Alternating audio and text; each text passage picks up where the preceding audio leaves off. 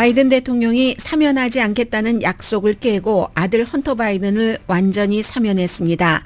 헌터 바이든은 총기와 세금 관련 유죄 판결과 유죄 인정으로 이달 중순에 선고 공판을 받을 예정이었습니다. 바이든의 아들 사면은 공화당은 물론 민주당에서도 일부는 비난합니다. 대통령의 아들이 아니면 기소되고 재판받지 않을 가능성이 높은 케이스였다고 해도 국민과의 약속을 깼기 때문입니다. 트럼프 당선인은 바이든 대통령의 아들 사면은 사법권의 남용과 오용이라고 비난하면서 의사당 폭동 사건으로 수감된 피해자들에게도 사면이 적용되는 것이냐고 물었습니다. 차기 대통령이 사면권을 남용할 때 부담이 덜해졌다는 뜻이기도 합니다. 트럼프 당선인은 본인이 임기 말에 사면한 첫째 딸 시아버지를 프랑스 대사에 지명했고 둘째 딸 시아버지는 중동 최고 고문으로 결정했습니다.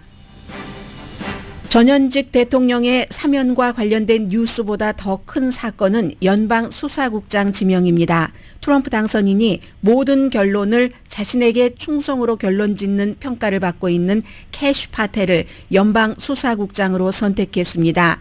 국방장관 대변인을 지낸 파텔 지명자는 트럼프의 적들을 추적하겠다고 공언하고 있습니다.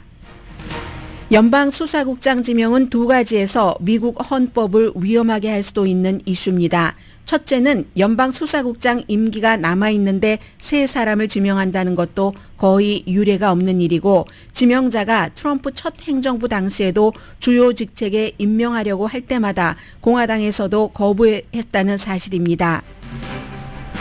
트럼프 당선인이 브릭스 회원국에 달러를 제치고 다른 통화로 거래하면 관세를 100% 매기겠다고 위협했습니다.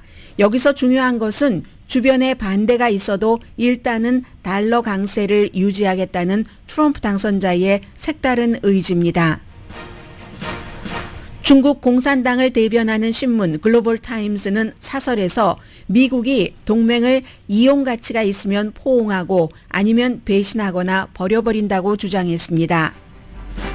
캘리포니아주 의회는 오늘부터 트럼프 당선인의 정책과 맞지 않는 캘리포니아의 가치를 지키기 위해서 법적 비용을 마련할지를 결정하기 위한 특별회의를 시작합니다. 이건 캘리포니아주뿐만이 아니라 다른 블루 스테이트에서도 하고 있는 일인데 트럼프 행정부는 임기 1기 때보다는 훨씬 많은 준비를 했기 때문에 어려울 가능성 높습니다. 옥스포드 대학 출판부가 선정한 올해의 단어는 두뇌 부패입니다. 하찮은 정보를 과도하게 주입해 두뇌가 나빠지는 상태를 말합니다. 여러분 안녕하십니까? 오늘의 미국 강예신입니다. 바이든 대통령이 어제 저녁에 앙골라로 떠나기 전에 그야말로 폭탄 선언 비슷한 것을 했습니다. 그래서 그 전이라면 오늘 아침 뉴스가 이러이러한 것이 탑 뉴스가 되겠구나라고 생각을 했는데 완전히 뒤집혔습니다. 바이든 대통령이 본인의 아들 헌터 바이든을 조건 없는 사면을 한다고 발표했습니다. 6월 달에 총기 관련으로 유죄 판결을 받았습니다. 헌터 바이든 올해 54살입니다. 9월 달에는 세금 관련 유죄를 인정을 했습니다. 12월 12일과 16일에 두 가지 사건에 대해서 선고 공판이 열릴 예정이었고 바이든 대통령이 어제 사면함으로써 이제 모든 것은 다 끝났습니다.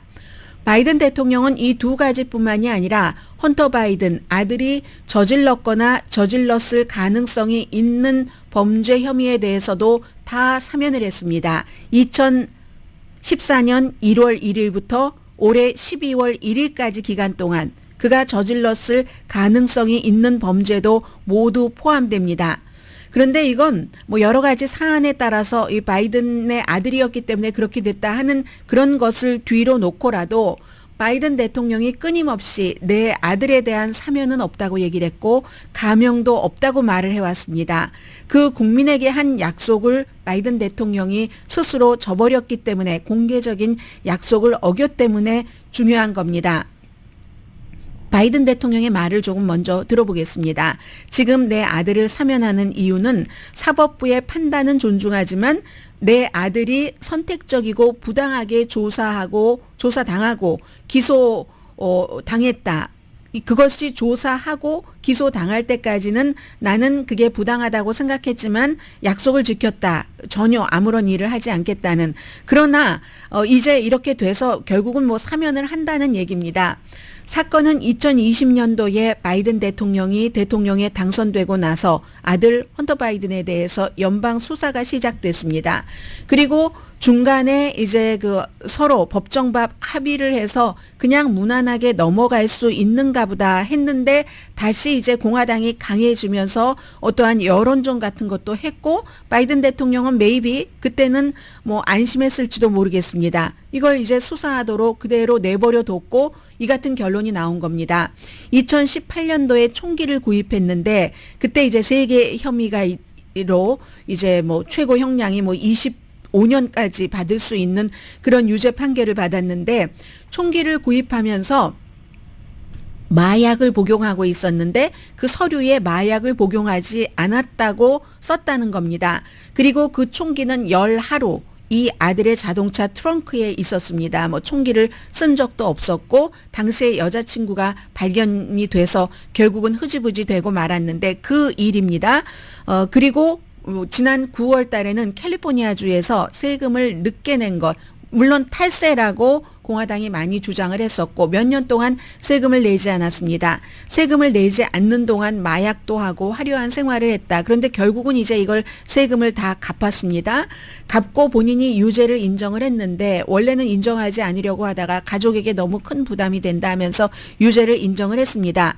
만약에 이 두 가지가 12월 12일과 16일에 선고 공판을 해서 최고 형량을 받는다면 25년, 17년 해서 합쳐서 42년 징역 살이를 할 수 있는 케이스고 이런 케이스에 거의 뭐 최대 형량이 적용되지 않고 사실은 뭐 세금을 늦게 납부했다 몇 년 늦게 납부했다 해서 기소되는 일도 거의 없습니다. 그리고 총을 살 때 뭐 잘못 마약 사용을 하지 않았다고 기재를 해서 기소되는 케이스도 없습니다만 그렇다고 죄를 저지르지 않은 건 아니죠.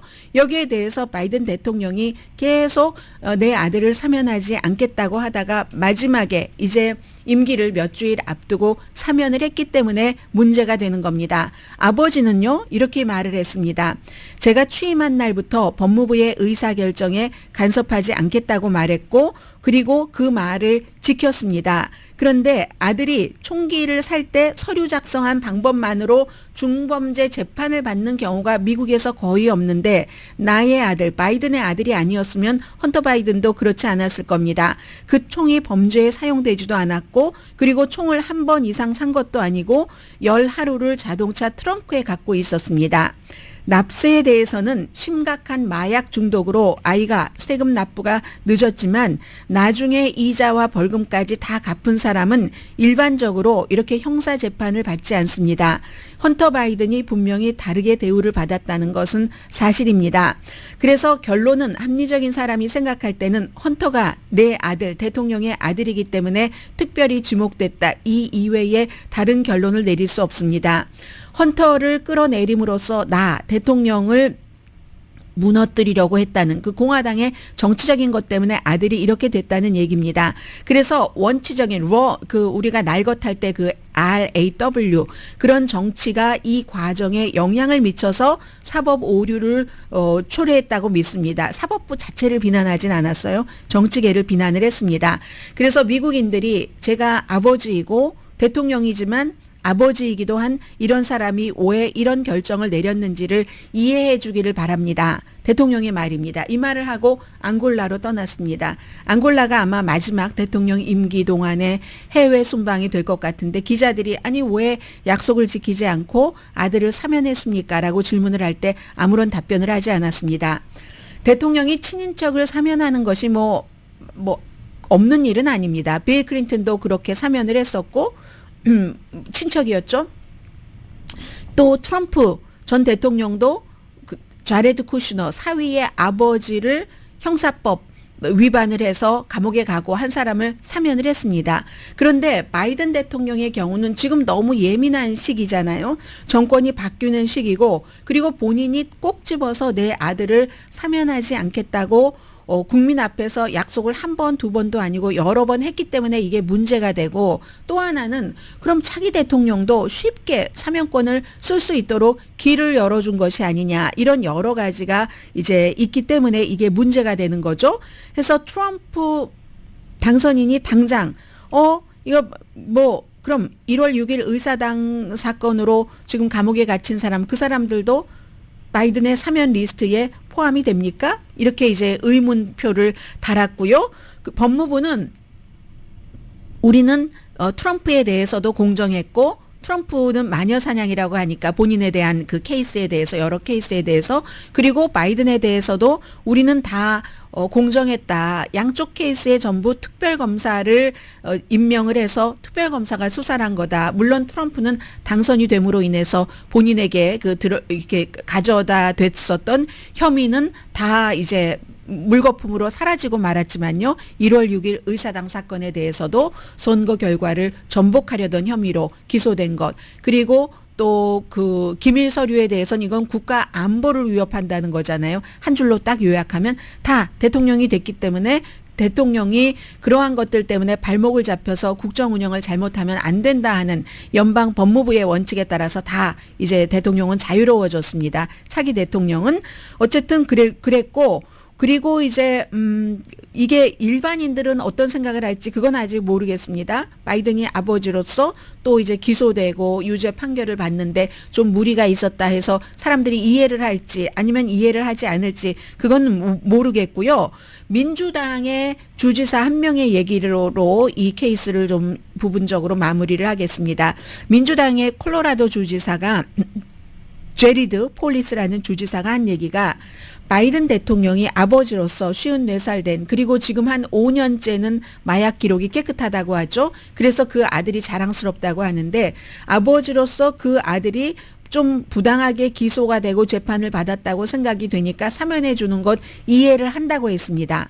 그러나 바이든은 일반 아버지가 아니라 대통령이기 때문에 국가보다 결국은 가족을 위에 둔 결정을 내린 것은 실망한다. 이렇게 이제 콜로라도주의 민주당 주지사가 얘기를 했습니다.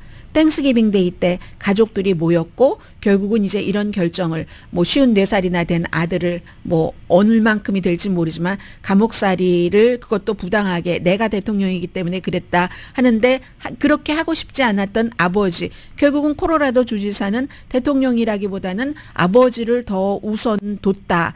이제 이런 문제, 이게 이제 일반입니다. 그리고는 이제 트럼프 그 당선인의 경우는 사돈 찰스 쿠슈너를 프랑스 대사로 지명을 하고, 그리고 이제 시간이 얼만큼 지나서 24시간이 채 지나기 전에 이제 첫 번째 딸의 시아버지예요. 두 번째 딸의 시아버지는 중동 최고 자문으로 결정을 했는데, 찰스 쿠슈너가, 이 사람이 자레드 쿠슈너의 아버지인데 여러 가지 문제로 감옥살이를 했습니다. 부동산 개발업자인데 엄청나게 돈이 많아요. 사위이지만 트럼프에게는 자레드 쿠슈너가, 이 사돈이 이번에도 그렇고 지난번에도 그렇고 트럼프가 선거 캠페인을 할 때 엄청나게 많은 자금을 지원을 했었고요. 탈세, 선거자금법 위반, 그리고 하나, 정말 이 케이스를 노토리어스한 케이스라고 얘기하는 사람이 많은데, 증인 매수와 위중교사. 이게 누구를 증인을 매수했다는 거냐면, 여동생의 남편이 이제 본인이 뭐 선거자금법 위반이라든가 탈세라든가로 조사를 받고 있을 때, 이거 예전의 일이에요. 2000년대 초에 다 결론이 났었던 그런 일이고, 이걸 기소한 사람은 크리스 크리스티 전 뉴저지 주지사, 트럼프 임기 1기에 인수위원회 위원장을 하다가 자레드 쿠슈너 사위가 저 사람 안 돼요 해서 쫓겨나고 말았고, 이번에는 예비선거에서 같이 트럼프와 겨뤘던 사람이 기소를 했는데, 검사였었을 때 이 증인 매수가, 이 크리스 크리스티가 생각할 때 내가 여태까지 검사로서 그 당시에 겪어본 가장 악독하고 아주 야비하고 치졸한 그런 케이스다라고 얘기를 했는데, 본인이 이제 연방 수사를 받으면서 말하자면 시스터의 남편이니까 매제입니다. 매제가 증인으로 출석을 하고 이제 연방 수사하는데 증언을 해야 되는데, 매형에 대해서 증언을 하는데 본인에게 유리하게 증언을 하라고 하는데 말을 잘 안 듣는 겁니다. 그랬더니 본인의 여동생의 남편에게 매춘부를 몰래 붙여준 거예요. 돈 주고 사서. 그래서 행위를 하게 하고 비디오를 찍어서 그걸 여동생에게 보냈습니다. 여동생 남편이 매춘부와 섹스를 하는 장면을 비디오를 찍은 것을 그렇게 나에게 위증교사를 하라는 그런 이제 증인 매수 이런 것에 대해서 본인이 다 유죄를 인정을 했습니다. 2년형을 받았죠. 14개월을 복역하고 출소를 했습니다. 그리고 나서 자레드 쿠슈너가 이 그 백악관에서 트럼프의 자문을 하고 있을 때 마지막에 이제 트럼프가 그를 사면을 해줬고 그렇게 사면한 이방카의 시아버지 찰스 쿠슈너를 프랑스 대사로 지명을 했습니다. 이 문제가 사실은 굉장히 컸을 수도 있는데 바이든의 아들 사면 때문에 이제 월요일 다 가려져 버렸습니다. 주말에는 뭐 할러데이였고 하기 때문에 사람들이 뉴스를 팔로우업을 많이 안 했겠죠. 그리고 둘째 딸 그 티파니의 남편이 2022년도에 결혼했는데 레바논의 그 레바논계인 자동차 재벌 아들과 결혼을 한 겁니다. 그 자동차 재벌이 마샤드 블로스라는 사람인데 10살 때 10대 때 미국에 와서 텍사스에서 그 대학교를 다녔고요. 레바논의 정치계 헤즈볼라와도 굉장히 가까운 사람이고 그리고 헤즈볼라를 반대하는 정치계와도 굉장히 가깝고 그의 아버지, 할아버지 또 이 사람의 장인도 다 레바논 정치계에 어떤 힘이 있답니다. 그 트럼프의 사돈인 마사드 블로스를 중동 그 수석 고문으로 수석 어드바이저로 딱 결정을 했거든요. 물론 이 사람이 이렇게 커넥션도 있고 이번에 선거할 때 미시건에서 레바논계를 포함한 아랍계의 표를 이끌어내는데도 도움을 줬다고 하니까 그럴만 하기는 한다고 생각하는 사람도 많지만 그래도 이게 너무 좀 그렇잖아요. 이게 한 시간 하루도 되지 않아서 뭐 큰 딸의 시아버지는 프랑스 대사에 작은 딸의 시아버지는 중동 문제에 대해서 이 사람 말고도 자문 역할을 할 사람들도 많이 있을 가능성이 높은데 또 꼭 집어서 전혀 눈치 보지 않고 이렇게 두 사람을 했다 해서 이런 것이 주목을 받을 수도 있는 차에 바이든 대통령이 앙골라로 가니까 지금 아니면 벌써 지금이 12월 2일이잖아요. 뭐 선거 공판하는 하루 전에 아들을 사면할 수는 없고 하니까 이런 결정을 내려서 완전히 뉴스가 오늘 아침에 뒤집힌 겁니다.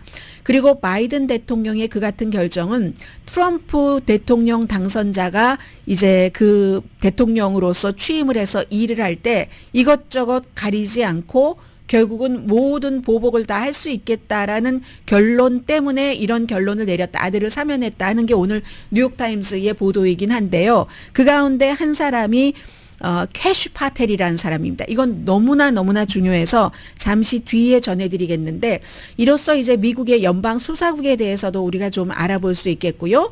그리고 연방수사국장에 대해서도 조금 뭐 미국에 살면서 아니면 세계 다른 나라에서도 알아볼 수 있는 그런 이슈가 돼서 이 문제에 대해서는 잠시 뒤에 전해드리겠습니다.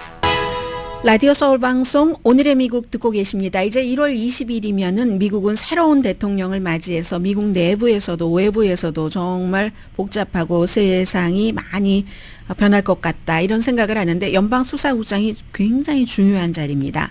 그런데 연방수사국장의 임기가 남아 있는데 그럼 본인이 물러나거나 아니면 해고되는 거죠. 크리스토퍼 레이 이 사람도 트럼프가 지명을 해서 지금 연방수사국장을 바이든 시대에 아무런 문제 없이 했었던 사람입니다. 그런데 그 자리에 캐시 파텔이라는 사람을 새로 지명을 했는데 이 캐시 파텔이라는 사람을 표현을 하자면 이런 겁니다. 예를 들어서 합참의장 마크 밀리 트럼프 시대의 합참의장이 이 트럼프 대통령이 이 사람을 마지막에 국방장관 그 비서실장으로 했었을 때 뭐라고 얘기했냐면 어차피 대통령이 했으니까 대통령의 권력을 유지시키기 위해서 법을 어기지 말라고 조언을 했다고 합니다. 이 페텔 이 사람에게 비서실장 신임 비서실장에게 감옥에서 산다는 건 정말 힘든 일이죠. 이렇게 말을 했다고 하고요. 그리고 이 그 파텔입니다. 캐시 파텔 FBI 부국장으로 지명을 하려고 했어요. 그 당시에 트럼프 대통령이. 그러자 트럼프가 그 법무장관으로 만든 윌리엄 바 법무장관이 나를 밟고 가라. 이게 이제 나를 넘어서 어떻게 잘해라 하는 뜻이 아니라 내가 죽은 뒤에나 할 수 있다. 내가 죽은 뒤에 절대로 이 사람을 FBI 부국장으로 할 수 없다는 얘기입니다. 그러자 이제 트럼프 그 대통령이 당시에 그럼 CIA 부국장으로 임명을 하려고 했습니다. 그랬더니 트럼프 대통령이 또 CIA 국장으로 만든 지나 헤스페라는 사람이 저 인간을 부국장으로 데려온다면 나는 사임하겠다라고 위협을 했습니다. 결국은 마지막에 많은 사람들이 트럼프를 설득시키고 그 당시에 마이크 펜스 부통령이 개입을 해서 이 사람이 FBI 부국장도 못 됐고 CIA 부국장도 못 됐다 하는데 그때 사람들이 반대한 것은 이념의 문제가 아니었답니다. 44살의 인도계거든요. 그런데 이념의 문제가 아니라 이 사람은 무조건 모든 일들을 다 트럼프를 기쁘게 하는 데만 온 그 힘을 다 집중하는 그런 것이 너무 확실하기 때문에 그래서 이제 그 임기 일기에도 뭐 충성파가 많았지만 그런 행정부에서도 이 패텔이라는 사람은 안 된다고 다 거부를 했었다는 얘기입니다. 그래서 이제 이 사람은요, 이제 여러 가지가 있는데 원래 검사였고 그리고 이제 그 데빈 누네스 캘리포니아가 지역구인 공화당의 그 하원 정보위원회에서 위원장을 맡았던 공화당이 다수당이 되면서 이 사람 아래서 이제 의회에서 일을 하게 됐는데 원래 데빈 누네스가 워낙에 트럼프 전 대통령과 가까운 사이였잖아요. 트럼프 전 대통령이 좋아하는 말들을 하고 텔레비전에 나와서 그리고 뭐 부정선거였다 등등의 모든 트럼프 대통령이 원하는 것을 하고 책도 3권이나 썼는데 어린이 동화책도 2권이나 썼는데 전부 이제 트럼프의 적들을 악당으로 묘사하고 본인이 마법사가 돼서 트럼프 대통령을 구하는 뭐 이런 책도 쓰고 하면서 트럼프 대통령이 대통령 재선에서 떨어졌어도 열심히 그 옆에서 충성을 다했다는 겁니다. 대신에 이제 그 상품화하는 기술은 아주 뭐 훌륭해서요. 지금은 내린 것도 많은데 와인 한 병을 본인과 트럼프와를 연결시켜서 뭐 $233에 판다던가 어떤 티셔츠 같은 것을 판다던가 아니면 노래도 만들어서 1월 6일 의사당 폭동 사건으로 감옥에 간 사람 그 사람들이 부르는 그 노래들 있잖아요. 트럼프 대통령 그 당선인도 이 선거 캠페인 도중에 틀었던 그런 노래 같은 것도 이제 막 만들어서 이런 사람입니다. 그래서 한때 임기 일기에도 중요한 자리에 막 쓰려고 할 때마다 거부를 당해서 못 썼는데 그 당시에 사람들이 트럼프 대통령에게 측근들이 저 사람 미쳤다 이렇게 얘기하면 트럼프 대통령이 나도 좀 약간 미쳤다고 생각을 해. 그런데 가끔은 미친 사람이 필요해. 미친 사람이 나를 위해서 마구마구 휘저서 줄 수 있다는 그런 얘기잖아요. 어쨌든. 그리고 이제 이 사람이 리치먼드 대학교, 페이스 대학교 그 로스쿨을 졸업한 뒤에 아무런 로펌도 글을 써주지를 않았습니다. 그래서 결국은 헤매다가 플로리다주에 가서 좀 일 좀 하다가 뭐 데빈 누네스 아래서 일하다가 이런 텔레비전, 우파 텔레비전 같은 데 많이 출연을 하면서 그게 이제 트럼프 그 전 대통령의 마음에 들었답니다. 그런데요, 만약에 이 사람이 연방 수사국장이 되면은 이건 워러게이트보다도 더 큰 헌법적인 위기가 된다라고 지적을 하는 사람들이 있거든요. 특히 잡지 애틀란틱이 그렇게 보도를 했는데 애틀란틱에서 아주 뭐 중요한 그 인물이 데이비드 그 프롬이라는 분이 이렇게 얘기를 했는데 왜냐하면 FBI를 연방 수사국을 모든 정보를 갖고 있는 국내 정보를 갖고 있는 기구죠. 그런데 그 국장을 어떤 뭐 이념도 아니고 뭐도 아니고 뭐 국가의 뭐에 충성하겠다는 것도 아니고 트럼프를 기쁘게 하는 거였어만 그렇게 하는 사람이 연방 수사국장이 되면은 연방 수사국 자체가 대통령의 개인적인 권력의 도구로 만들어진다는 얘기를 하는 겁니다. 트럼프 대통령이 취임하기 전에 40년 동안 미국의 연방 수사국은요. 그 FBI 국장은 정치보다 조금 높은 위치에 있었다고 설명을 합니다. 새로운 대통령은 법무장관은 정치적인 동맹자를 선택을 할 수가 있습니다. 윌리엄 바를 선택했고 트럼프가 그 전에 뭐 제프 세션스를 선택을 했고 바이든 대통령도 메릭 갈란드, 바이든 대통령은 지금 메릭 갈란드에게 배신당했다고 생각할 거예요. 본인에 대해서도 이제 그 특별검사를 임명을 했고 아들에 대해서도 특별검사를 임명을 했으니까 이렇게 대통령이 법무장관은 본인의 동맹을 놓을 수 있어도 FBI는 그럴 수가 없었다는 겁니다. 왜 달랐냐면 FBI는 이제 리처드 닉슨이 지명을 하고 임명을 했던 FBI 국장이 그 이후에 제럴드 포드에서도 일했고 지미 카러 공화당 민주당 다르잖아요. 일을 했습니다. 임기를 채웠다는 얘기예요. 10년입니다. FBI 국장. 그리고 이번에 만약에 이 새로운 사람이 FBI 국장이 된다면 이미 그 해고가 되거나 사임을 해야지 되는 크리스토퍼 윌리는 트럼프 대통령이 당시에 2017년도에 FBI 국장으로 만들어준 사람입니다. 그런데 기밀 서류 사건, 이거 이제 연방법무부의 수사에 협조했다 해서 그때부터 지금 원수로 하고 있는 거잖아요. 그리고 카터가 선택한 FBI 국장은 레이건이 그 FBI 국장을 CIA 국장으로 옮겼습니다. 그때까지 그 일을 했었고, 레이건 행정부에서.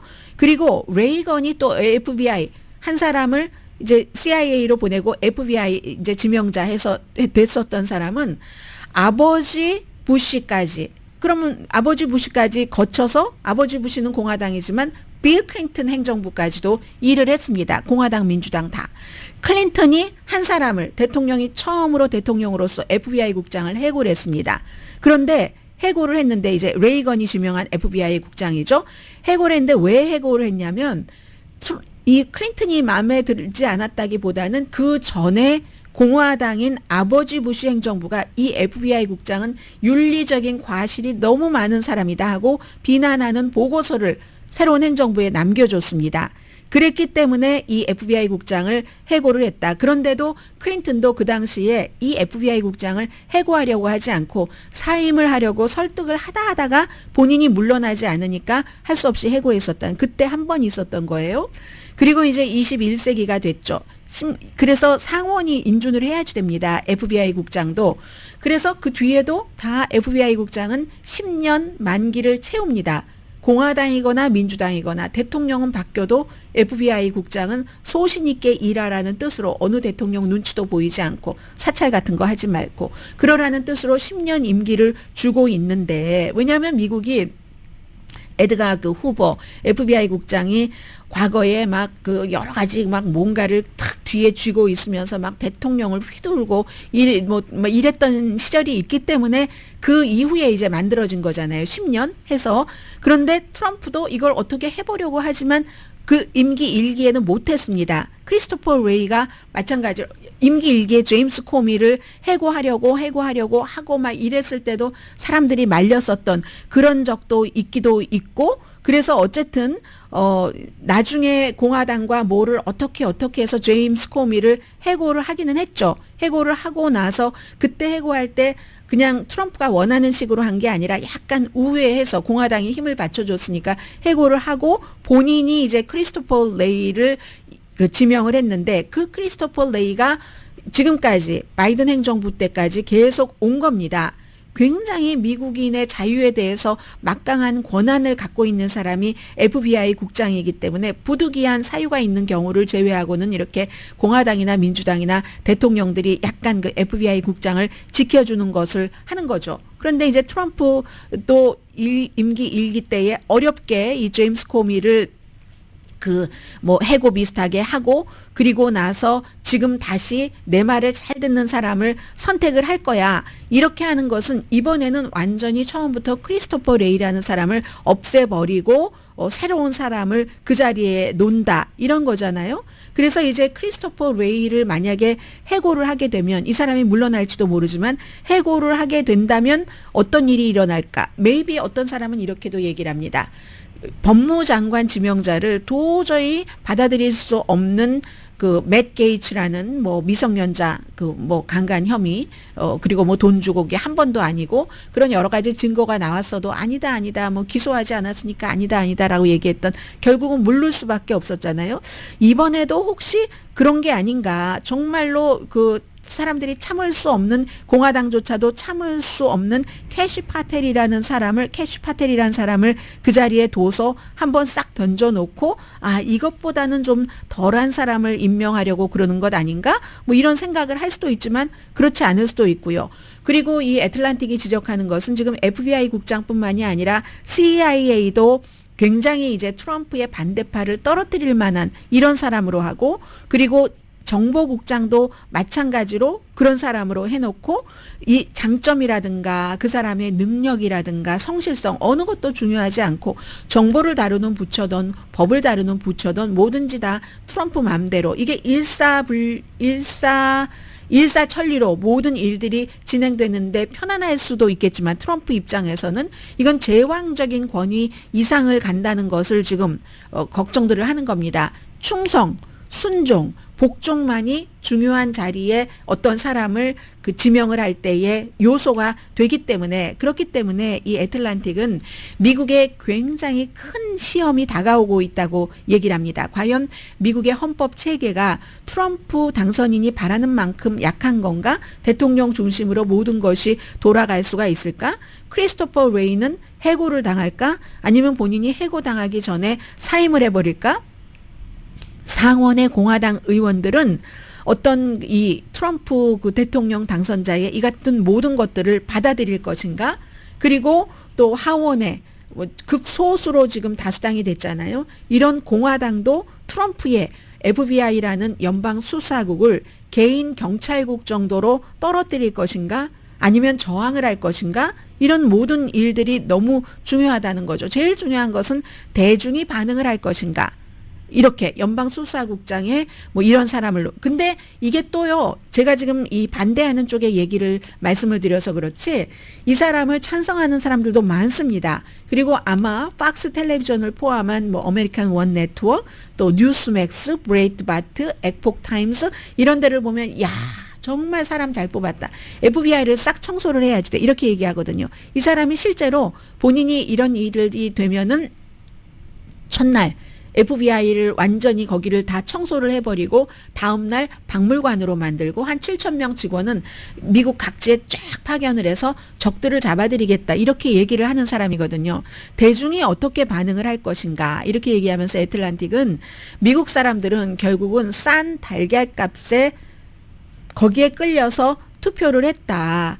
그런데 maybe 이제 그러한 것들을 모든 것을 지금 민주당이 굉장히 허황되게 공허하게 민주주의다, 위협이다, 독재다, 파시스트다, 그런 나라가 될 것이야, 뭐 이렇게 얘기를 한 것이 전혀 받아들여지지 않았는데, 그런데 앞으로는 그게 이제 소음, 갈등, 혼란, 그리고 달걀값은 내려가지 않을 확률이 높다.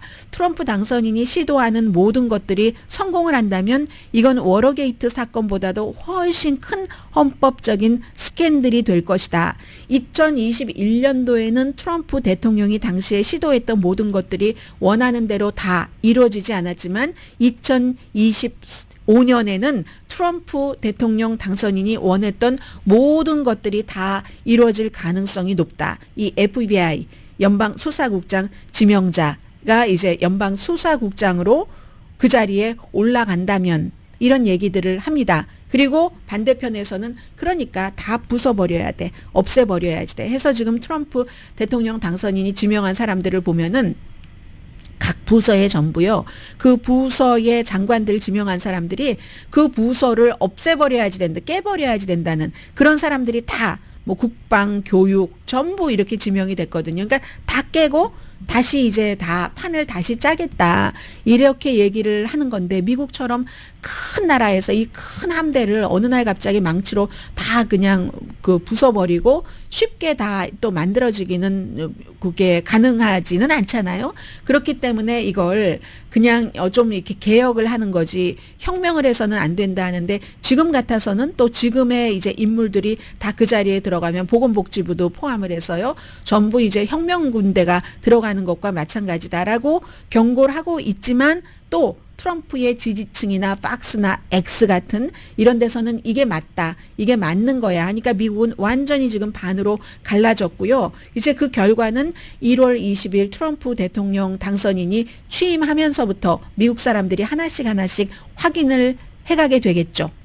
라디오 서울 방송 오늘의 미국 듣고 계십니다. 네, 그리고 이거는 아주 큰 뉴스처럼 들리기는 하는데 사실은 좀 목소리만 크다고 하는 뉴스라고 말씀드릴 수 있는데요. 트럼프 대통령 당선인이 이제 주말에 그 브릭스에 만약에 달러를 그 본인들이 국제 무역을 할 때 쓰지 않고 다른 것으로 대체하면은 100% 관세를 물게 하겠다 하는 거죠. 브릭스가 이제 신흥 경제 어떤 연합체 국가들이잖아요. 뭐 러시아, 중국, 인도 그리고 그 브라질 이렇게 4개 국가가 중심이 됐고 이제 사우디아라비아가 들어가고 이란이 들어가고 이집트 그 이디오피아 또 유나이티드 아랍 에미레이츠 이렇게 이제 9개국 그리고 가끔 이제 초대하는 국가들도 있습니다. 이런 나라들이 우리가 미국 달러가 미국이 너무 좀 심각하게 이것을 가지고 파워를 그 조장을 해 하면서 그런 것을 뭐 의논을 해봤대요. 의논을 해봤더니 이제 트럼프 대통령 당선인이 새로운 화폐를 만들거나 아니면 지금 기존에 있는 것으로 하면은 100% 관세야. 이게 이제 주말에 많이 얘기가 됐는데 오늘 아침에 파이낸셜 타임스가 헛소리다 거의 이렇게 얘기를 합니다. 왜냐하면 기본적으로는 이런 나라들이 첫 번째 이 브릭스 국가들이 달러에 대한 대안이 없습니다. 뭐 대안이 있다면 뭐 중국 화폐 정도요. 근데 누가 중국 공산당이 딱 이렇게 하고 있는 화폐를 누가 그걸 국제무역거래에서 쓰겠습니까? 그리고 두 번째는요. 만약에 트럼프 대통령 당선인이나 미국이 정말로 그렇게 막 강요를 막 한다면 달러를 가지고 무기화해서 강요를 한다면 다른 나라들이 정말 대안을 찾을지도 모른다. 뭐 그런 얘기를 하고 있습니다. 그런데 뭐 그런 얘기요. 그래서 이제 이게 사실은 소용이 없다 하는데도 트럼프 그 대통령 당선인은 이런 얘기를 합니다. 그래서 여기에 대해서는 오히려 이 파이낸셜 타임즈 이코노미스트와 파이낸셜 타임즈가 조금 달라요. 아마 많은 분들이 달러 강세에 대해서는 직접적으로 간접적으로 영향을 많이 받으실 겁니다. 한국에서 이 방송을 보고 계시는 분이라면 미국에 생활비를 보내야지 되는데 또 한국에서 뭔가를 수입하시는 분들과 한국으로 수출을 하시는 분들이 입장이 다르겠죠. 뭐 누군가가 수입업자와 수출업자 가운데서 달러 강세로 이득을 보는 사람이 있고 아니면 손해를 보는 사람들도 있지 않겠어요. 그래서 오히려 이건 달러 강세에 대해서 트럼프 대통령 당선자의 입장이 어떤가 이게 더 중요하다고 봅니다. 이게요. 트럼프 대통령 당선자는 달러 강세를 그다지 좋아하진 않았어요. 임기 1기 때도 좋아하지는 않았는데 지금으로서 보면은 이코노미스트는 오늘 아침에 달러 강세를 유지한다는 것으로 본다. 이게 결론이고요. 파이낸셜 타임스는 아직 결정하지 않았다. 이걸 보고 있거든요. 첫 번째 임기 때 트럼프 대통령 당선자는 수출을 많이 하려면 다른 나라에서 미국 물건을 많이 사려면 달러가 너무 비싸면 달러로 결제를 해야지 되는데 많이 못 사잖아요. 수출을 많이 하기 위해서 이제 어떤 강한 달러를 그다지 원치 않았습니다. 그리고 이건 지금도 많은 공화당이 생각하고 있는 것이고 특히 J.D. 벤스라는 부통령 당선자가 그런 입장이거든요. 달러 약세를 유지를 해야지 된다. 그래서 이 J.D. 벤스를 선택했을 때 사람들이 생각을 했죠. 트럼프가 달러 약세에 마음이 가고 있구나. 그런데 이렇게 자꾸만 달러 이거 뭐 이렇게 안 쓰면은 우리 관세 붙일 거야 라는 얘기는 저쪽 상대방에서는 실행은 하지 못하지만 트럼프의 마음이 달러를 강하게 유지할 수도 있구나. 어떻게 될지 모르는 거예요. 약하게 유지할지 강하게 유지할지. 파이낸셜 타임스는 강하게 유지할 수도 약하게 유지할 수도 두 가지를 다 이랬다 저랬다 할 수도 있겠죠. 그런데 이랬다 저랬다 할 정도의 세련된 기술과 능력이 트럼프나 J.D. 벤스에게는 없다. 이렇게 파이낸셜 타임스가 봅니다. 그러므로 어차피 저쪽 상대방들도 달러의 그 대체 화폐를 찾지 못하고 미국에서도 어떻게 할 수 없는 입장이기 때문에 이건 그냥 괜히 말만 크게 하는 거다. 계획이 있는 게 아니라는 것을 증명하는 것밖에 안 된다. 이렇게 얘기하니까 크게 그 부분에 대해서는 이제 또 관세가 또 100%? 이렇게 생각은 안 하셔도 될 것이다. 이게 이제 그 파이낸셜 타임스와 이코노미스트의 보도인데요. 달러가 강해야지 되는가, 약해야지 되는가. 이건 이제 항상 미국의 경제적인 민족주의자들에게는 골치 아픈 문제죠.